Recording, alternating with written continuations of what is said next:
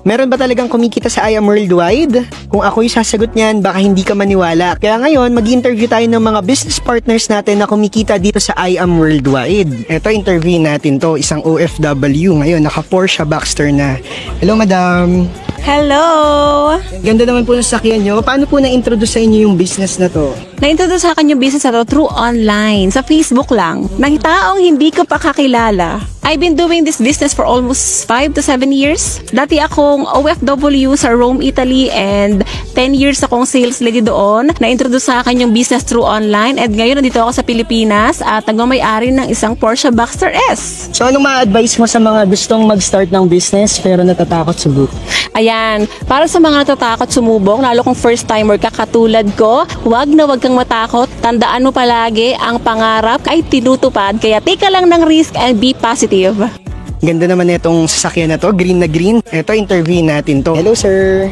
Hi, basta? Ang ganda ng sasakyan nyo. Anong tawag dito sa sasakyan mo na to, sir? Lamborghini Huracan. Wow. Ano pong background nyo? Seaman ako by profession. Paano nyo po nalaman tong business na to? In-introduce lang din ng classmate ko nung college. Gano'n nyo na po katagal ginagawa yung business?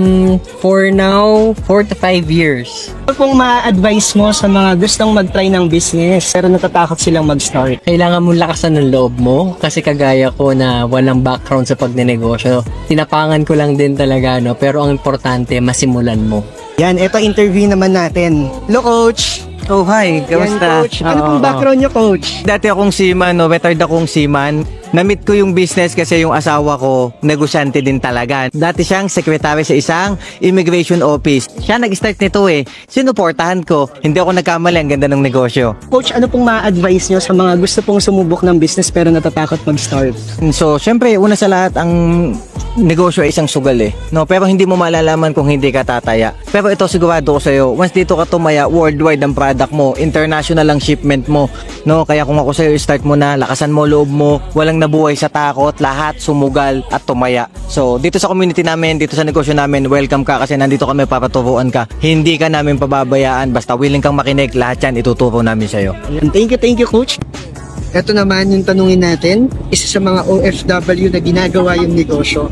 Hello, Sir Joem. Ano naman ang sasakyan mo? Anong sasakyan mo? Ford Mustang.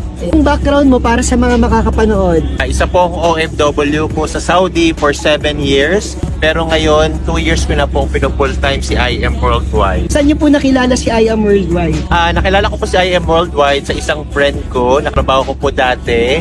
And then, na-introduce niya po sa akin itong pagbabarley when I was in Saudi. So, 2018 to 2021, pina-part-time ko po yung pagbibenta po ng barley sa Saudi. And then, 2021 po, after now po, pinul-time ko na po yung pagbabarley dito sa Pilipinas. So ano pong ma-advise mo para sa mga gustong mag-start ng business pero natatakot sila mag-start? Yung ma-advise ko lang, kailangan mag-take ka ng risk kasi ang pagninegosyo talaga, kailangan talaga may risk talaga yan. So kailangan syempre nating mamuhunan. At the same time, ang maganda dito kasi non-traditional business tayo na kahit nasa bahay, pwede mong gawin yung business. Like ako, 2 years ko nang ginagawa yung negosyo full-time, pero dahil sa pagninegosyo namin dito sa pagbabarley, nakuha ko yung aking Ford Mustang na dinadrive ko ngayon. Kaya, join ka na sa community namin. Sobrang ganda dito kasi marami kang matututunan at the same time tutulungan ka namin. Thank you po, Sir Joem. Isang bomba naman dyan. Grabe! Ayan, thank you po.